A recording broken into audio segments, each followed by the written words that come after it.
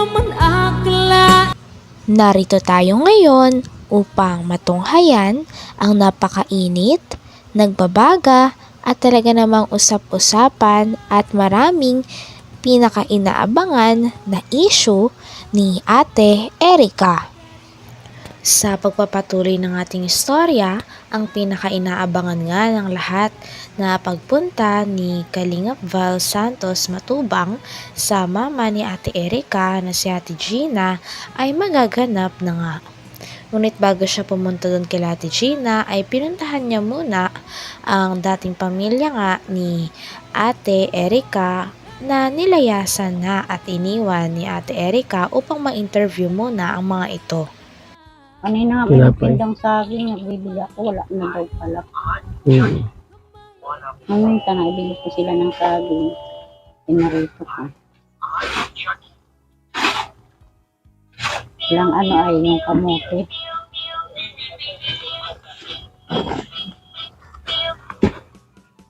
Ang ano naman, merindal, hapon na naman merindal niya. Naman yan maano ng umaga kasi nasimula sila ng 8. Ano oras nasimula sila?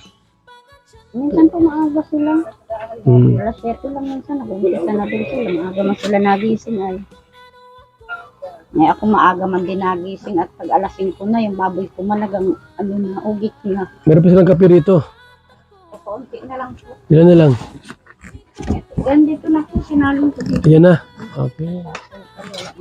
Walang asukal. Dilata meron pa? Ilang piraso na lang. Isa na lang mga dilata nila. Sabinas na lang pala, no? Noodles ko na rin. Yung sa ulam, mayara mo yung ulam na yan. Pagka, ano, kung may ulam na, ano, bibili mo na lang, ano, kahit bukas. Kasi minsan ay, ano. Pag naglalaot lang naman po sila, nakakaano naman ako sa ulam. Meron silang kanin. Meron na po. Okay.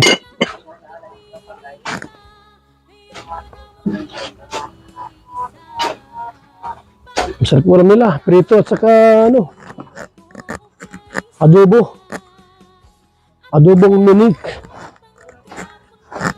Punta po natin mga kalingap sila Lolo Migs sa kanila. At kumustahin po natin doon. So, kailangan ng ano ha, trapal sa kahoy. Ano yung kahoy dito, yung kulamber? Ano yun nyo? Purma. Papurma no? Apakan din po. Apakan din. Ang dami yun. Pag namin nyo na yan, itayin nyo na yung ano, yung bubong, iba nang gagawa noon. Ipata kayo sa ibang lugar. Ano? Pagka may ano na, may finishing na, ano yun ay Papunta pa lang si Kalingap Val Santos Matubang kay Lolo Miguel ay mapifeel nga kaagad ang tensyon ng mga mangyayari sa araw na yun dahil nakatakda nga na bisitahin ni Kalingap Val Santos Matubang ang mama ni Ate Erica upang malaman ang mga tamang impormasyon at kung ano ang mga hinain nito sa kanila ng kanyang anak na si Kalingap Rab. Kaya naman nung pumunta din si Kalingap Val Santos Matubang kay Lolo Miguel ay tinulungan niya na rin ang mga ito. Binigyan nga ng pera ni Kuya Val sila Lolo Miguel panggastos sa pang-araw-araw. pag namin nyo na yan, itayin nyo na yung ano, yung bubong, iba nang gagawa noon. Ipata kayo sa ibang lugar. Ano? Pagka may ano na, may finishing na, ano yun ay bakal yun, welding. Gutom na kami kay Lolo Miguel. Tara mga kalingap, kayo muna po ay papunta kay Lolo Migs. Tayo mga kalingap.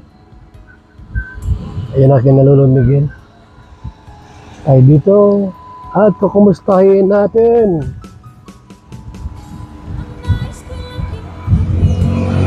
Wala dito ah. Wala dito si Lolo Miguel. mga kalingap tayo sa na Lolo Migs. Tay! Tay! Mayroon pa simento dyan. Mapamanila daw, karaw. Ihabla ka kay Tulpo, ng anak mo. Akala ko ba anak mo yun? Anak ni Mrs. Awan ko nun, palabas. Ba't parang galit sa'yo anak mo? Pinagaji ko nga. Nagkakwento ka rin ng sala ay.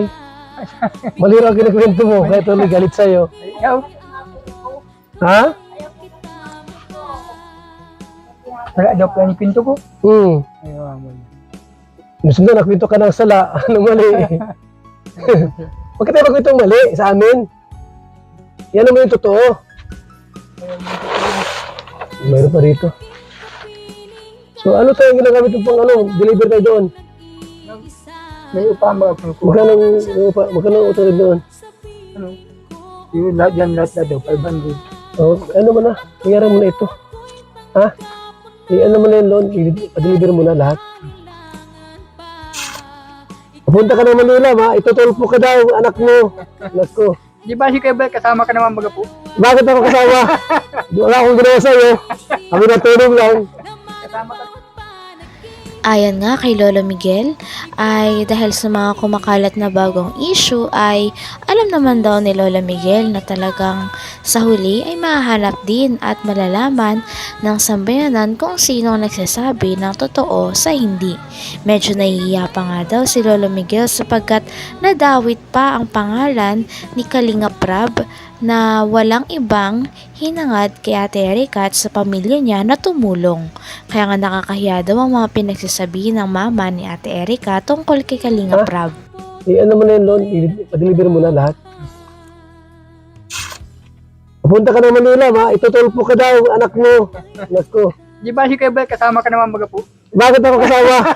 Wala akong ginawa sa'yo. Kami natulong lang.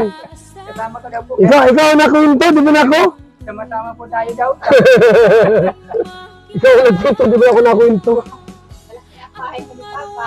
Di po yan. Kasama ako. Di mo ako mag-content dyan sa kanila kung hindi sila nag-content doon, nag-akit doon sila sa isang vlogger ay. Tapos nagsumbong daw duman, nagayaan, inaapi mo daw. O, ba't ako nagtatawag dyan? Di mo na, bakit? Alam ko ba naman yung kwento ninyo? Ano ba ang pag-up ang ginawa ko sa kanila? Wala, no? Wala, no? Kabutihan ang ginagawa ko sa kanila, kaya lang ay nagbalagbag sila. Yung mga hindi dapat ang sinasabi nila, yung mga kapisluan. Kaya ang yung anak kong yung babae, yung panganay ko, hindi yung gagawa ng ganyan. Kung hindi panganay din? Panganay yan? Po sa panganay. Sunod Kay Jerry. Hindi po gagawa ng mawi ka ng ganyan. Kung hindi na, di din anong nasasabihan ng anak na panganay din. Sabi daw yung motor ni Sanla daw. Tricycle ni... Totoo yun? Kaya yata po. Kaya na po. At Manila na sila. Sino? Pero sila Erika na dyan pa.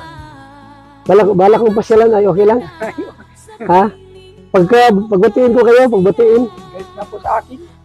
Bakit mo nagalit sa ikaw ang ama?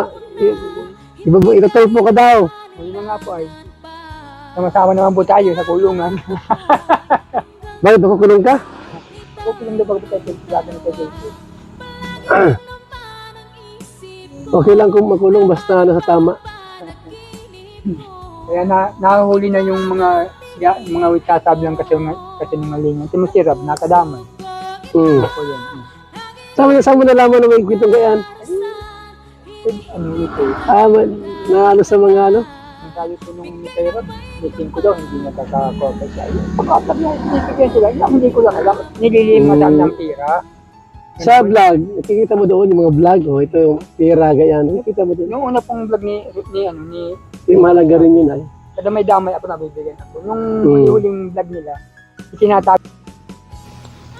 Hanggang dito na lamang muna ang ating napakainit, nagbabaga, pinakainaabangan at usap-usapan na latest issue ni Ate Erica. Maraming salamat sa inyong panonood. Hanggang sa muli. Bye!